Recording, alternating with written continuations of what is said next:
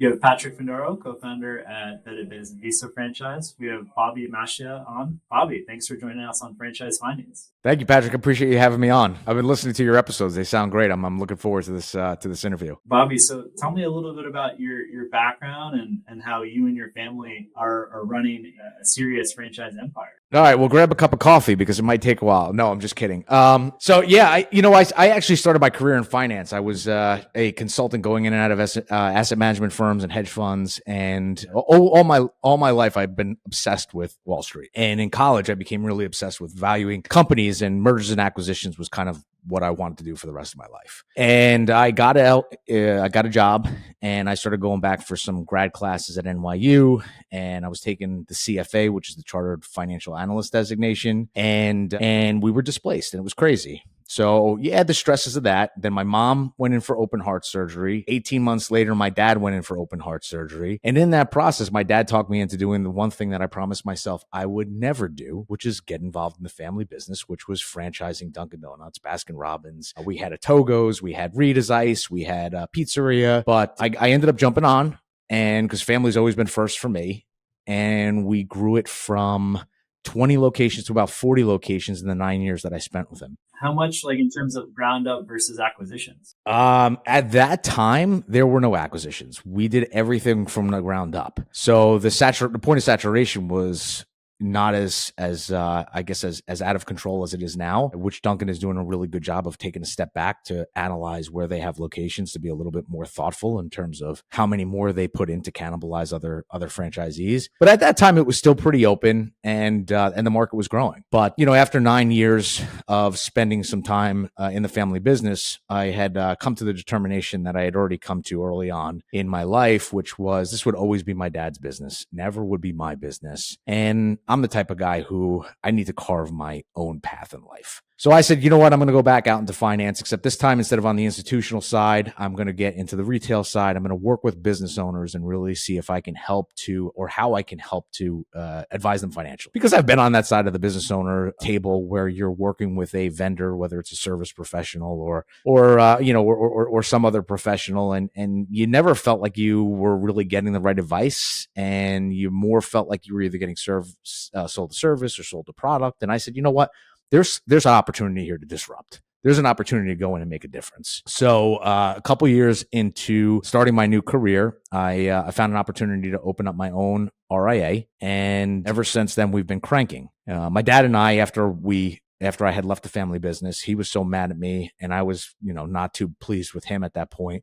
We didn't talk to each other for about a year. But, after that year went by and he started to see me becoming successful, it was a couple years after we had separated, our relationship got really, really tight again. I guess had a different type of respect for one another than we had prior. And my dad had said to me, hey, listen, I see what you're doing. You got to help me, advise me. And I said, so you came back in more as an equal the second time around? Well, I wasn't in the family business. He said to me, listen, I need you to advise me. Outside advice. Yeah, advise me. Help me out. Like, let's talk about what it is you're doing with business owners. Like, how can you, because it's a financial advisory firm. He says, come take a look at my stuff. I said, Dad, I love you, but we were there. I worked for you. I'm not working for you again. He says, no, you own your own business. What do you mean work for me? And I said, well, if you're a client, I'm working for you. And he goes, I said, I'll tell you what, I'll help you out. Keep the guys you have in place. Unless there's a big problem, just keep who you have in place, and I'll just advise you from the sidelines. So that went on for a couple of years. And then he got diagnosed with cancer. I had to jump in a lot more seriously because we had to really fill some of the gaps that were there and button up some of the planning and really get in and work on things at a much different level than just a cursory level as like, let me advise you and tell your other people to do it. And it was like, no, you know what?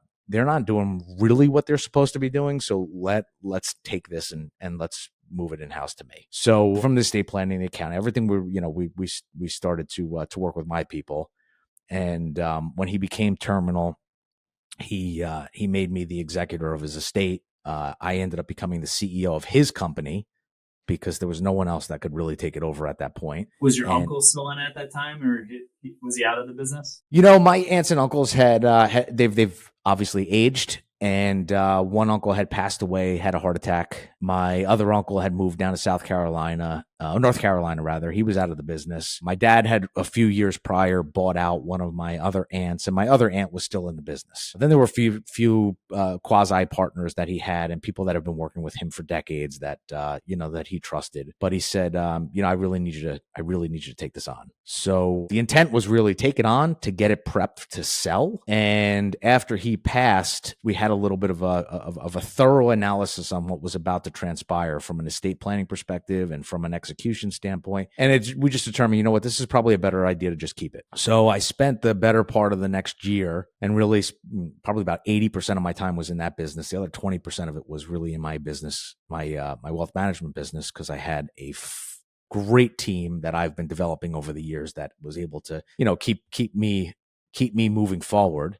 A fantastic partner that I'd taken on 2 years prior to my dad passing that, really helped to carry the baton, in those 12 hard months. But, we rebuilt the organization and put some things in place. And, now the pendulum has swung. I'm back to 80% in my financial planning business, but 20% that I spend running the franchises is really more from a strategic standpoint as the CEO, as opposed to like getting in the minutia and being more operational. I sit more as a strategist than anything. What's the headcount like on the Dunkin business? We have about a little over 400 employees. Okay. So I imagine you spending 20% of your time on that, you can probably relate and have a different level of empathy with your business owner clients. Well, it's been a very great give and take relationship over the years, because everything that I was able to do to restructure, I've learned from not only my own personal experience, but from the experience of working with a lot of successful business owners that have helped me to just carve my own mentality and philosophy on business. So yeah, I definitely have learned a lot in tripping over my own feet.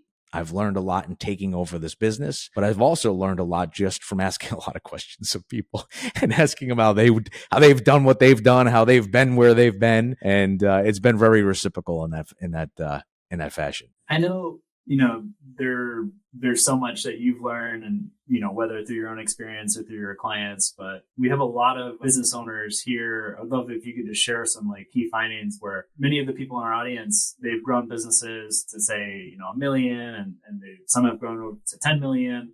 It's like, what steps do you really need to be mindful of going from, 0 to 1 million with a franchise, and then opening up more territory and getting to 10 million?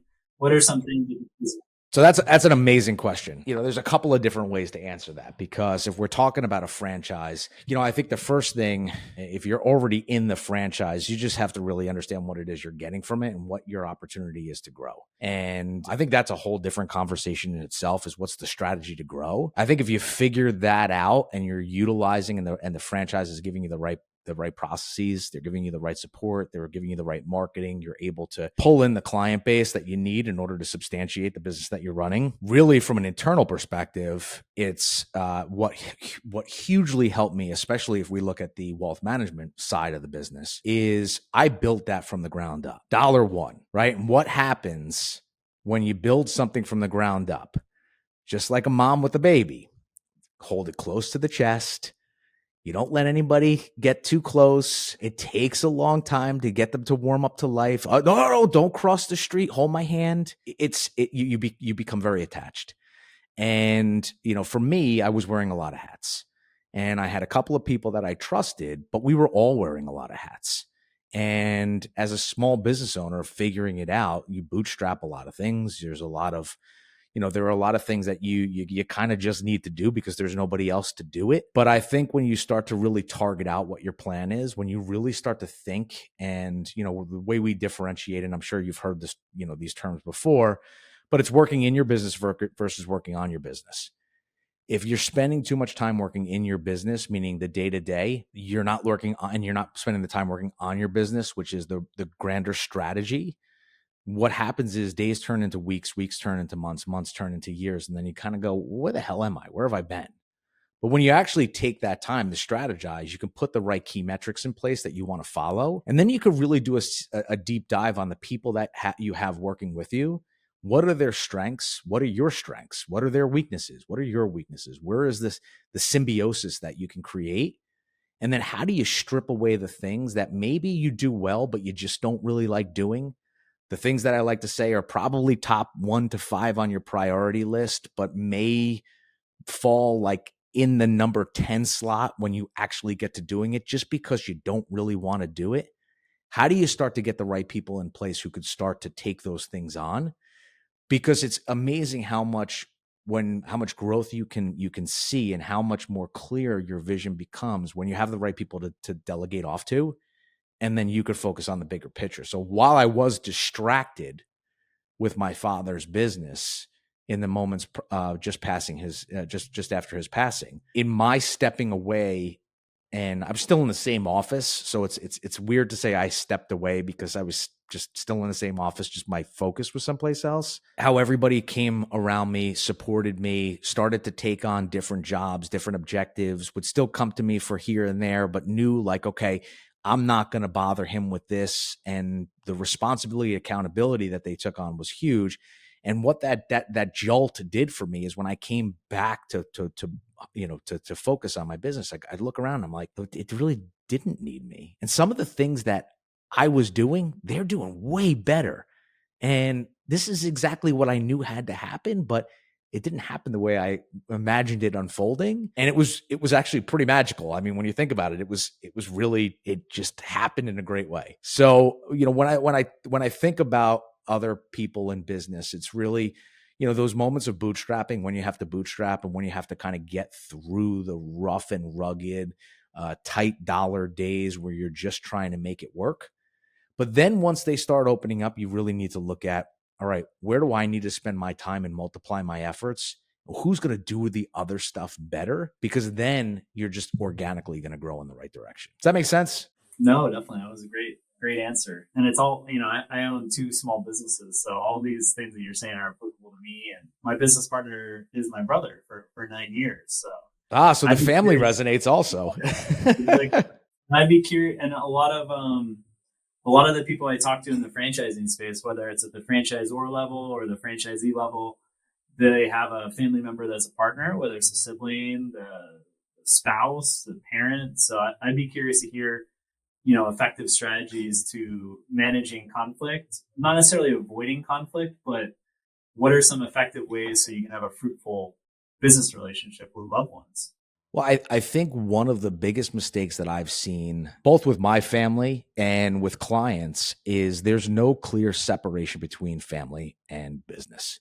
You sit at the Thanksgiving table and it's really just another board meeting. And, I think that answer that I have really depends on the relationship, whether it is matriarch, patriarch, and their children, or if it's siblings, because if it's parents and children, what typically ends up happening is the same dynamic that they had as kids goes into the business. And mom and dad rule the roost, and mom and dad have their own expectations. But the kids come in and the kids start working in the business, and the kids have their own expectations. And there's no real communication to connect the dots. And the longer that time period goes on, where one set of individuals have their expectations and then the other set has their own, and they're not really in alignment with one another, time starts to solidify those expectations. And those expectations almost become a foregone conclusion reality. But the problem typically happens is they're not that foregone conclusion reality, because when they actually come to terms, when they have to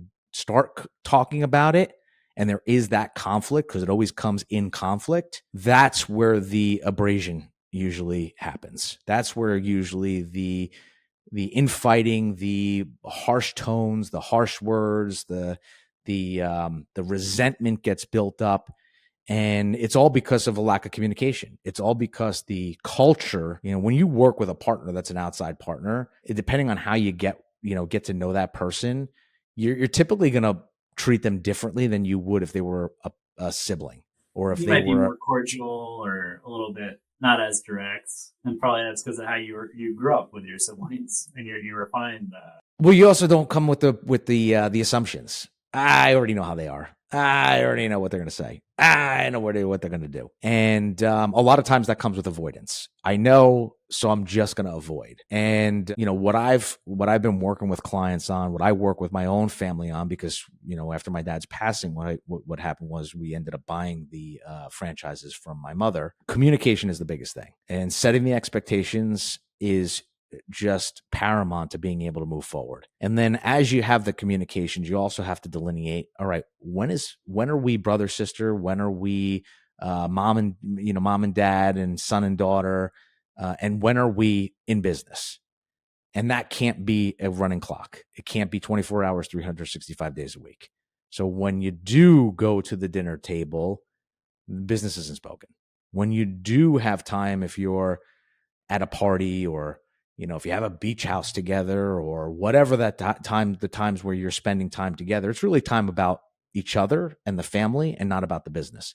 Something needs to be said about the business. We could talk about that when we're talking about the business. Right now, we're family. And I think that that's huge. Yeah, no, there's a lot that resonates with me, and I'm sure many of our audience on that answer. One question I have for you is, like, when does it make sense for a small business owner really to think about that exit or that estate planning in terms of like size of the business and enterprise value, or because if someone's just making like 100K from the business, maybe they're not going to allocate much effort to it. But when does it make sense to really start thinking more about the strategic plans? Because for franchising, it's a little more complicated. As the franchise agreement signed, maybe personal guarantee of that partner operator, maybe the spouse has to sign a personal guarantee, maybe they have an SBA loan, maybe they max that out. So it's not so straightforward. But I'd be curious to hear from you in your advisor role as well as living it. When does it make sense to kind of get things sorted out? Yeah, so let me just kind of, I'll go through the typical, and then I'll go through the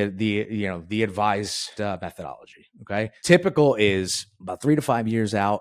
I'm ready to sell my business, or I'm thinking about it, and I start to do a little bit of asking questions. So I might go to my CPA, I might go to an attorney, I might go to somebody who's a friendly competitor or somebody that is a friend that has a business. And that's where the conversations typically start. And then as I start to get closer and closer, then I start to think about, okay, who do I need to engage to make this happen? And when I truly feel like this is going to be a reality, that's when I pull the trigger and I say, okay, now I need to get the right professionals in place. And the problem with that methodology is if you're, think about it and I'll just use sports. I'm a sports guy, right? So whether or not you want to use baseball in 9 innings, you want to use soccer in 90 minutes, you want to use football in 4 quarters or basketball in 4 quarters, unless you're doing college, then it's 2 halves, whatever you want to do, right? They don't go into the game, play 75, 80, 90% of the game, and then strategize about how they're going to win in the last 10% of what's left. They're typically prepping prior to the game.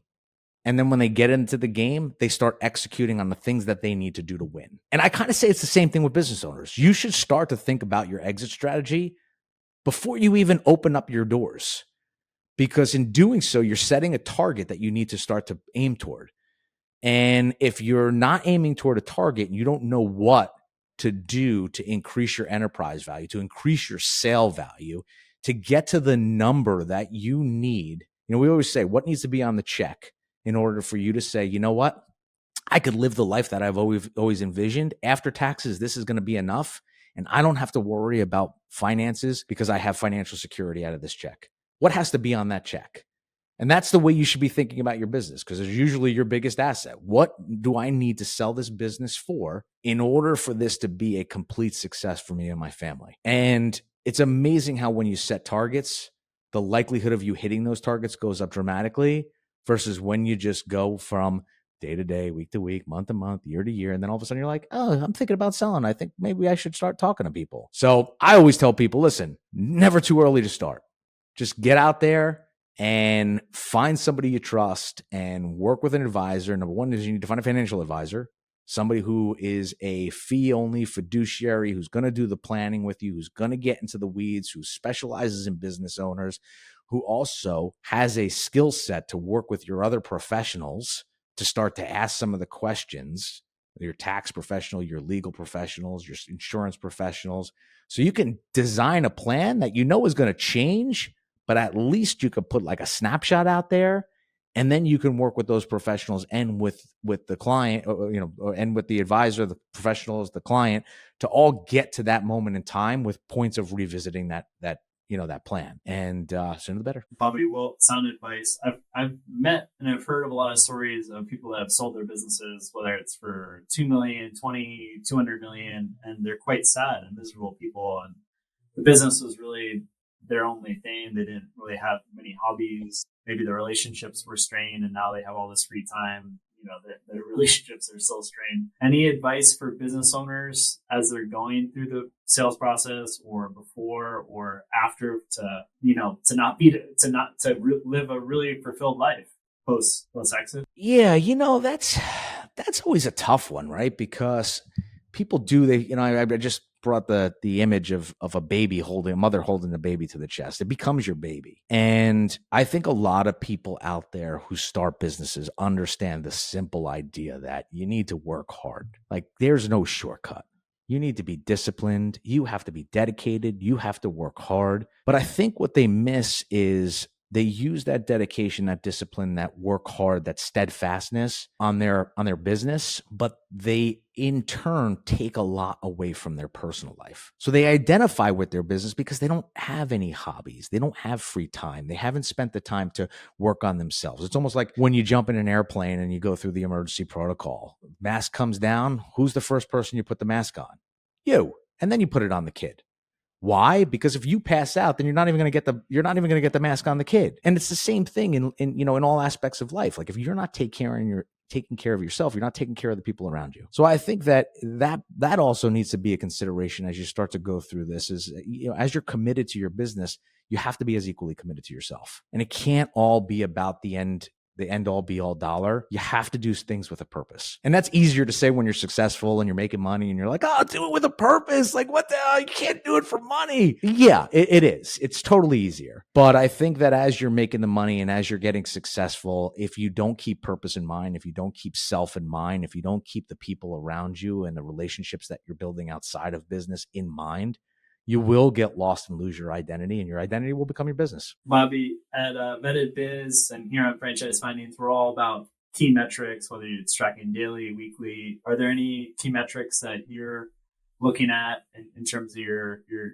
your finance business or on the Dunkin' Donuts side that you're checking daily, weekly? Oh yeah. I mean, I think that is one of the 10 holy commandments of running a business is making sure that you have your key metrics that are measurable and accurate, because if you're not tracking, then that target that I was talking about that you were creating, how do you know if you're on target? How do you know if you're hitting target? So I think every business has their own KPIs, so to speak, key performance indexes that they're going to be focusing on. For a quick serve restaurants, it's easy. You have a couple of controllable costs, things that if you do and make changes under those four walls, you have the control of making those changes. You can't change your overhead. You can't change your electricity bill usually. You can't change your rent usually. But for quick service restaurants, you can change your food costs. You can manage your food costs.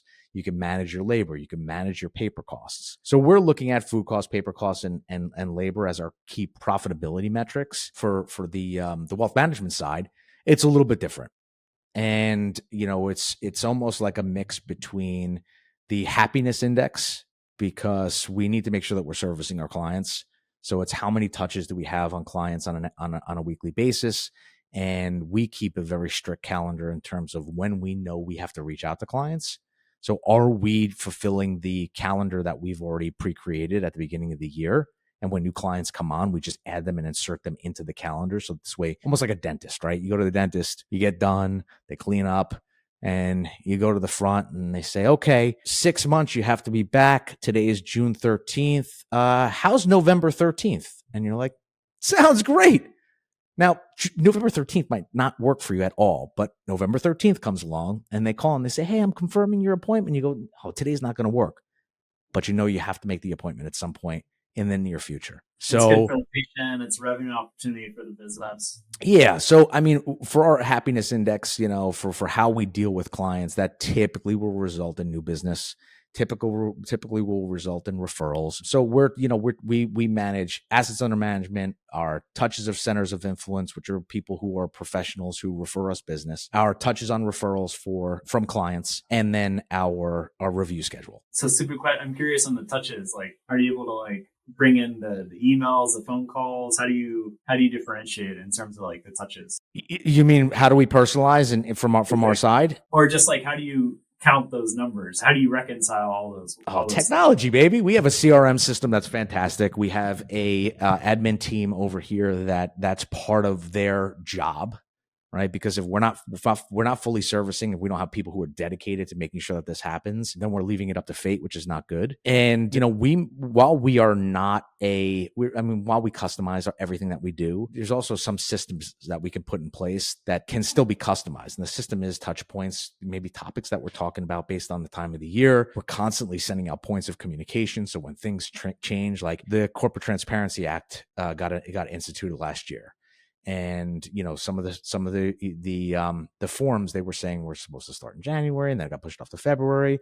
That's something that we were reaching out to business owner clients about. Now, are we going to be filling out those forms? Are we going to be going through that process with them? No, but if we're going to be working with business owners, we sure as hell better know what it is, who needs to take care of it, what are some of the requirements.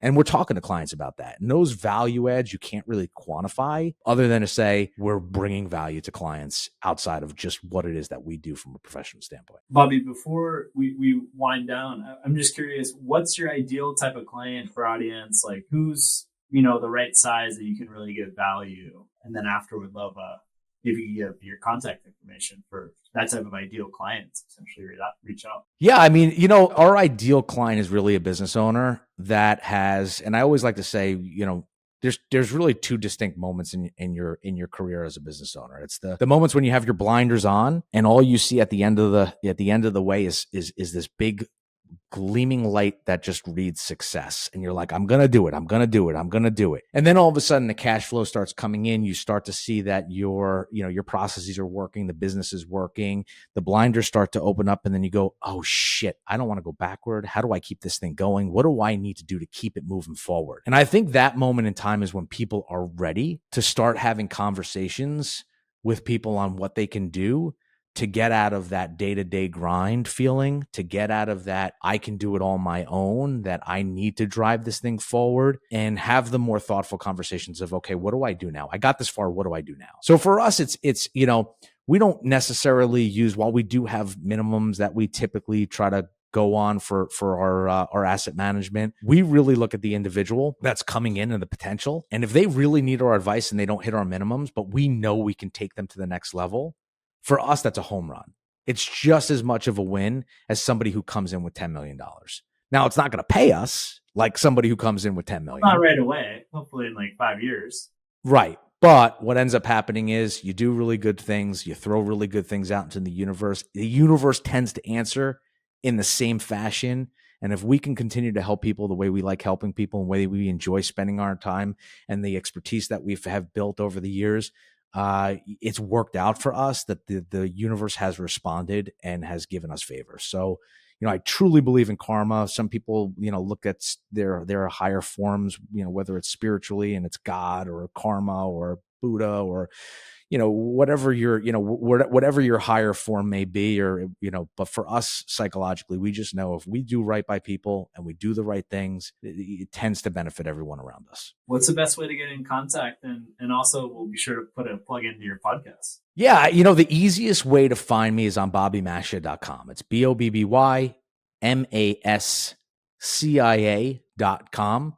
There you can get a link to Greenridge Wealth Planning, which is grwealthplan.com. You can see Business Unchained, which is the podcast. You can find out more about the book that I'm writing, the speaking engagements that we might be doing, the monthly commentaries, everything that we do from putting our IP out to the world so that this way we can help to educate people financially. All those links are on bobbymascia.com. Awesome, Bobby. Well, thanks again for being part of our channel here at Franchise Findings, and look forward to being a guest on your podcast. I really appreciate you having me, and this was a great conversation. Let me just throw in one more time. Please. We are on every social media as well. So just look for me, look for Greenridge, look for Business Unchained, and you'll find us. Thanks, Bobby. Appreciate it. Patrick, so great talking to you. I appreciate the time.